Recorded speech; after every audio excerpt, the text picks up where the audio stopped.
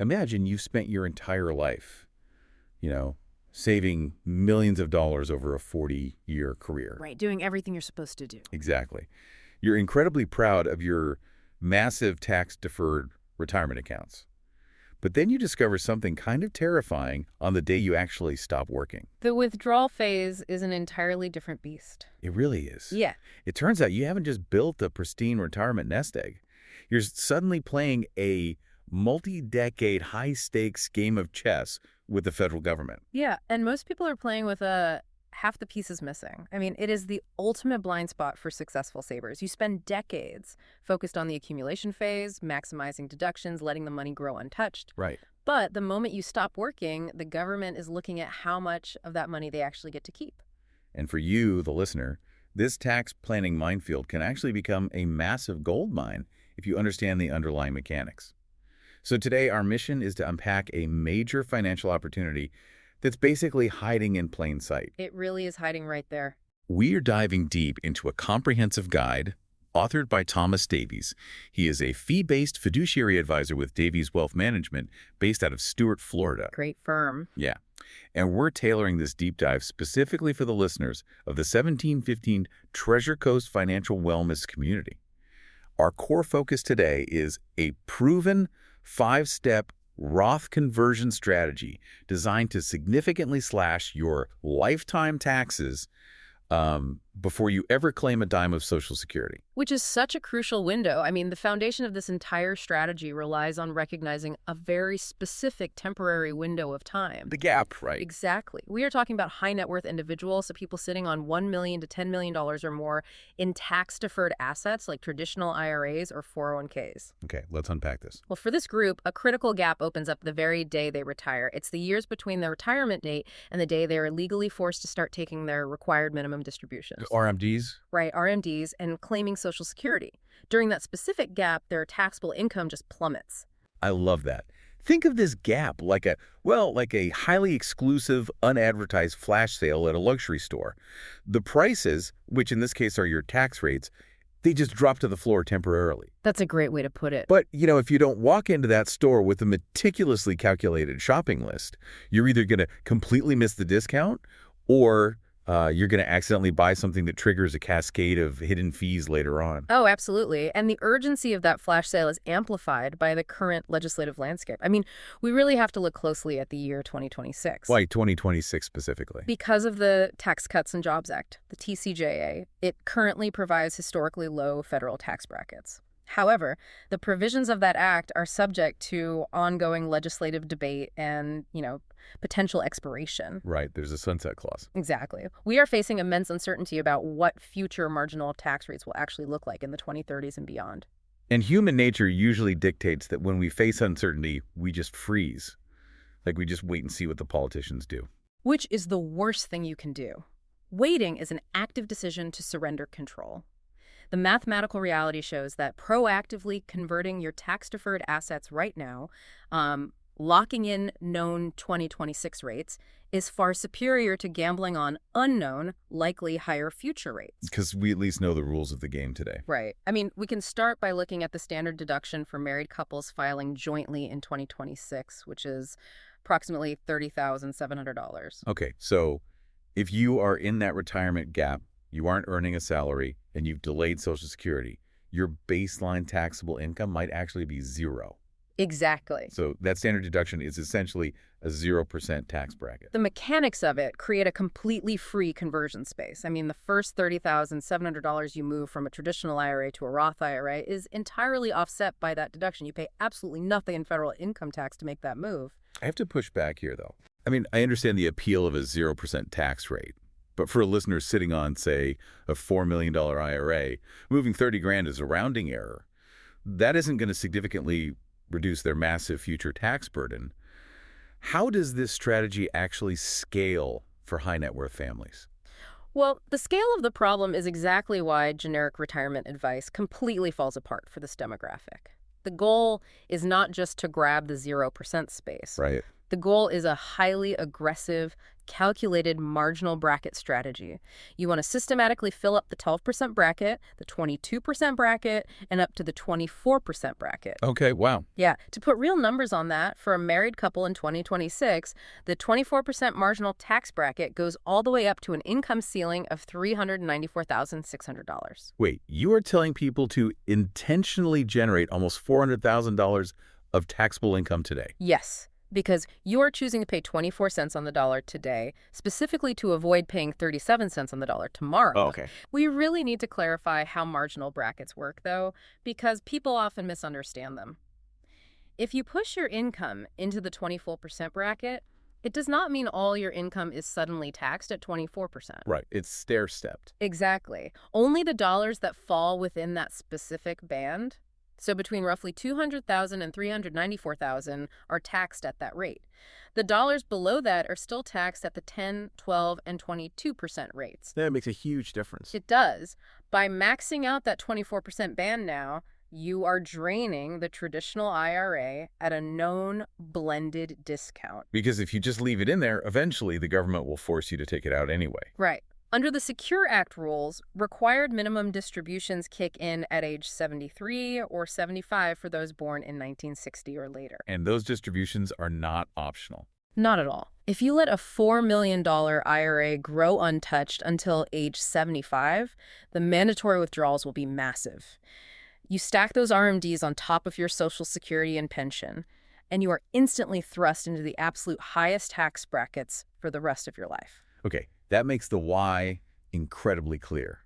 But the how seems infinitely more complicated. It requires precision. Right, because if a listener has a massive portfolio, they can't just call their broker and say, hey, convert half of it on a Tuesday. The source material outlines a major issue here, which they call the scale problem. Right. You cannot drain an ocean through a garden hose. Great analogy. If you convert too much in a single year, you blow past the 24% bracket, crash right into the 32 or 37% brackets, and completely neutralize the mathematical advantage of the entire strategy. So how do you pace it? This is step one. It requires mapping your income timeline year by year. You have to project every single puzzle piece. Pensions, deferred compensation payouts, real estate income, and projected Social Security from your retirement date all the way through age 85. So you're basically creating a visual topography of your future income to find the valleys. Exactly. And once you identify those valleys, those specific gap years where income drops, you move to step two. You determine exactly how high up the marginal tax ladder you are willing to climb to fill them. Got it. What's fascinating here is how this requires a complete psychological rewrite for successful individuals. How so? Well, you spend your peak earning years hiring CPAs to ensure you pay zero tax, right? Yeah. You defer, you deduct. Oh, sure. You want that tax bill as low as possible. But the fundamental goal of a Roth conversion is not tax avoidance. The goal is tax optimization. You are aiming to pay tax at the lowest lifetime rate you will ever be offered on that specific block of money. I see people make a critical timing error with this concept constantly. Oh, the waiting game. Yeah. They assume they can just wait until they are like 68, settle into their new retired lifestyle, and then casually start shifting money around. The runway is mathematically too short at that point. If you have millions in tax-deferred accounts, you need a long time horizon to spread out the tax burden without spiking your brackets. So when should they start looking at this? To do this efficiently, the modeling needs to begin 3 to 5 years before you actually retire. Wow, okay. Well, let's talk about the execution, because calculating federal tax brackets is tricky, but it's not a secret. What concerns me are the hidden landmines that those free online calculators completely ignore. Like, the government isn't just going to let you generate 400 grand in conversion income without looking at other areas of your life. Exactly. This raises an important question, which is, how does a sudden spike in paper income ripple through the rest of your financial ecosystem? Right. The most dangerous ripple is IRMA. IRMAA, the income-related monthly adjustment amount. That's the one. It is a surcharge tacked onto your Medicare Part B and Part D premiums if your income crosses very specific thresholds. And the catch is the timing, isn't it? Like, it's not a real-time assessment. Step 3 is understanding this lag. It operates on a strict 2-year lag. The government calculates your Medicare premiums based on your modified adjusted gross income, or MAGI, from 2 years prior. Oh, wow. So a Roth conversion executed in 2026 will directly dictate your Medicare costs in 2028. And unlike tax brackets, which are marginal and progressive, IRMAA is a cliff. Meaning if you go $1 over the line. You trigger the entire penalty for that tier. For a married couple in 2026, the first IRMAA threshold is roughly $206,000 in AGI. Okay. Jumping up through these tiers can hit high net worth retirees with stealth Medicare penalties ranging from $4,000 to over $12,000 a year.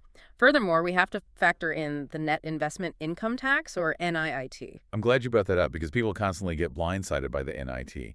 How does a Roth conversion trigger a tax on other investments? Well, the NIIT is an extra 3.8% tax applied to your investment income like capital gains or dividends if your NGI exceeds $250,000 for a married couple. So everything is connected. Exactly. So imagine you execute a large Roth conversion.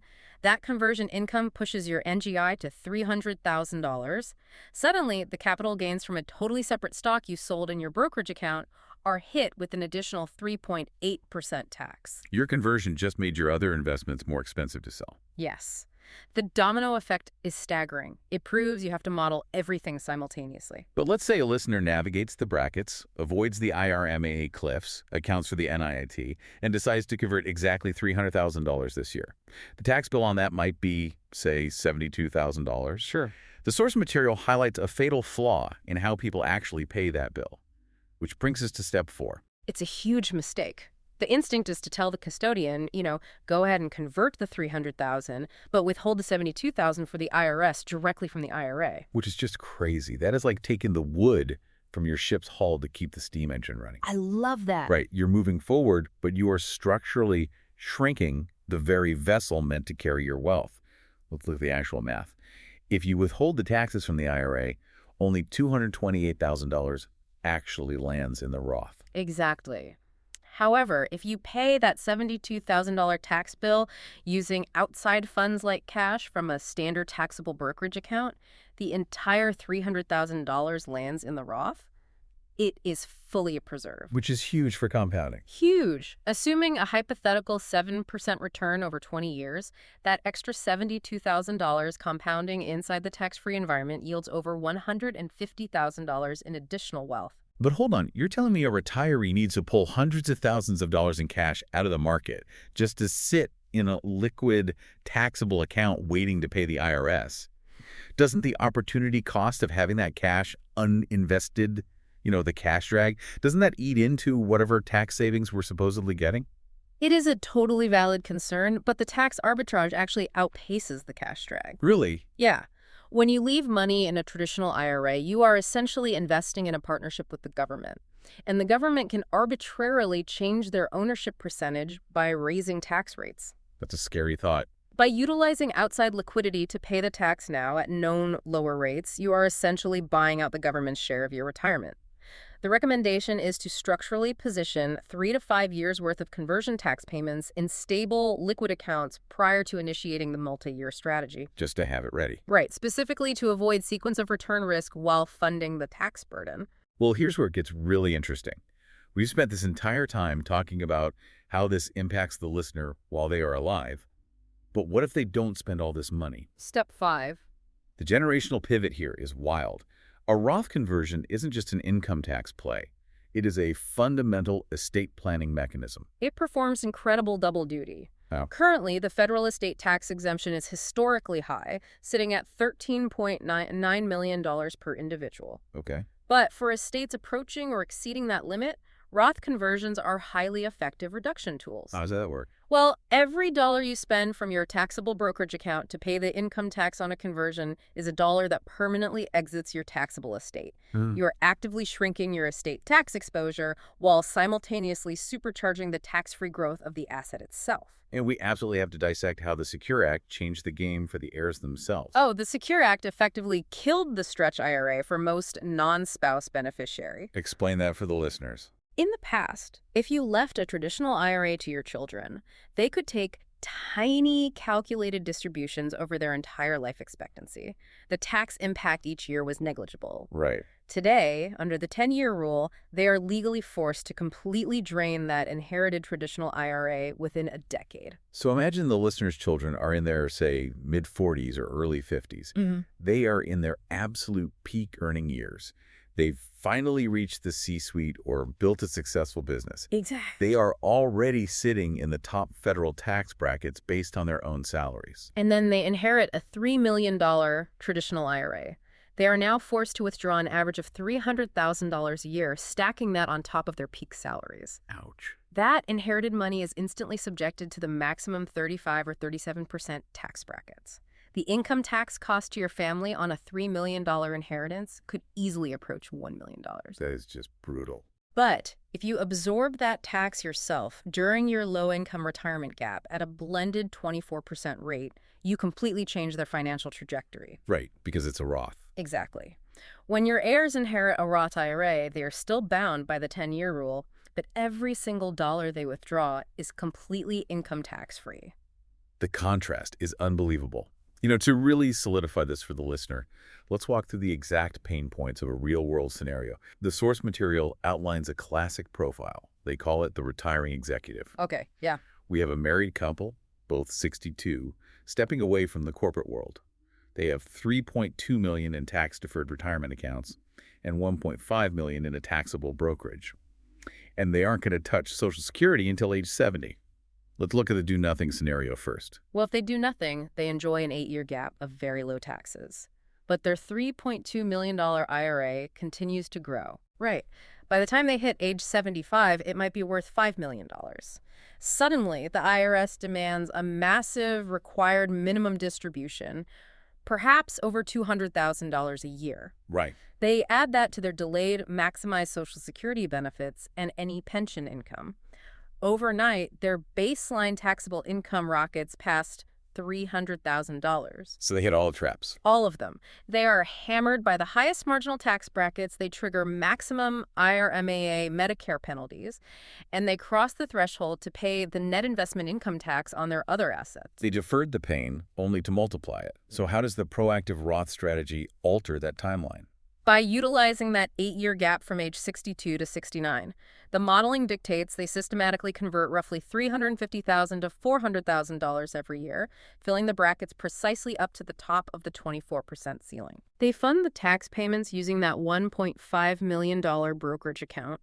By the time they turn 70, nearly $2.8 million has been safely transitioned into tax-free Roth accounts. Wow. And the traditional IRA balance is now so small that the future RMDs won't trigger IRMA cliffs or push them into higher brackets.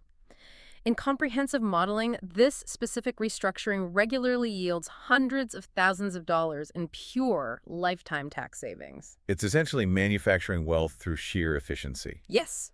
And this logic isn't exclusively for people in their 60s, right? The guide presents a fascinating counterprofile, the professional athlete. Right. This applies to anyone with highly concentrated career earnings in a short window. Consider a 35-year-old athlete transitioning out of competition. Okay. They might have rolled over $1.8 million into a traditional IRA from team plans or endorsement deals, and they have substantial taxable liquidity.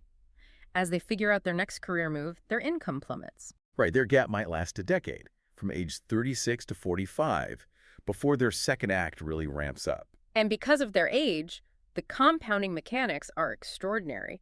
If they execute conversions of $200,000 annually during those low-income transition years, they shift the bulk of their wealth into a Roth environment. It just sits there. It just sits there growing completely tax-free for 30 or 40 years. It insulates them entirely from whatever tax hikes Congress enacts in the decades to come. We also have to highlight a massive structural advantage detailed in the source, specifically related to geography. Because Davies Wealth Management operates out of Stuart, Florida, there is an undeniable multiplier effect for individuals relocating to states with no state income tax. It is the definition of geographical arbitrage. If you execute a Roth conversion while residing in Florida, Texas, or Nevada, you face zero state income tax on the conversion amount. Which is a huge savings. The effective tax rate you pay to move that wealth is drastically lower than an individual attempting the exact same conversion strategy in California, New York, or New Jersey. For listeners planning to relocate for retirement, establishing residency in a no-income tax state creates an optimal, highly lucrative window to execute these multi-year conversions. It's all about aligning the variables. Well, let's synthesize everything we've uncovered for you. The overwhelming takeaway here is that optimizing a high net worth retirement cannot be solved with a quick back-of-the-napkin calculation. No, absolutely not. You cannot use a free internet tool to wing this. It requires dynamic fiduciary modeling that simultaneously balances progressive federal tax brackets, delayed IRMA cliffs, the net investment income tax threshold, state residency advantages, and complex multi-generational estate planning limitations. If we connect this to the bigger picture, the dividing line between an adequate retirement plan and an exceptional one is the shift from tax preparation to tax planning. What's the difference in your mind? Tax preparation is inherently reactive. You're looking in the rearview mirror, recording history, and paying what the government tells you you owe from last year. Tax planning is proactive. It is looking through the windshield and actively manipulating variables to legally dictate your future obligations. That's a great way to frame it. This level of coordination is why Davies Wealth Management offers a complimentary fiduciary audit. It allows listeners to actually see these multi-variable scenarios modeled against their own specific timelines and balances. So what does this all mean? It means you require an integrated advisory team that views your wealth as an interconnected ecosystem. A transaction-focused broker or an automated robo-advisor cannot warn you that a portfolio rebalance today is going to trigger a catastrophic IRMA penalty in 24 months. Exactly. You possess a distinct, mathematically verifiable window, the gap before RMDs and Social Security forcibly dictate your tax rates. And once that window closes, the opportunity is permanently gone. The cost of inaction is simply too severe to ignore when the legislative writing is on the wall. It truly is. Which brings us to the end of this deep dive. But I want to leave you with a final thought to mull over, something we haven't explicitly asked yet. Sure. We spent our entire careers being conditioned by the financial industry to believe that tax-deferred growth is the ultimate, unquestionable holy grail. Defer your income, defer your taxes, just keep kicking the can down the road. Right, that's what everyone is taught. But if we just blindly accept that, we have to ask ourselves, if you spend 40 years accumulating wealth without designing a precise exit strategy, does a multi-million-dollar traditional IRA eventually stop being a retirement nest egg and actually transform into a joint checking account where the IRS holds the majority of the voting rights? Well, for millions of unprepared retirees, the IRS is definitely going to end up being their biggest beneficiary. Time to take your voting rights back. Thanks for joining us on this deep dive.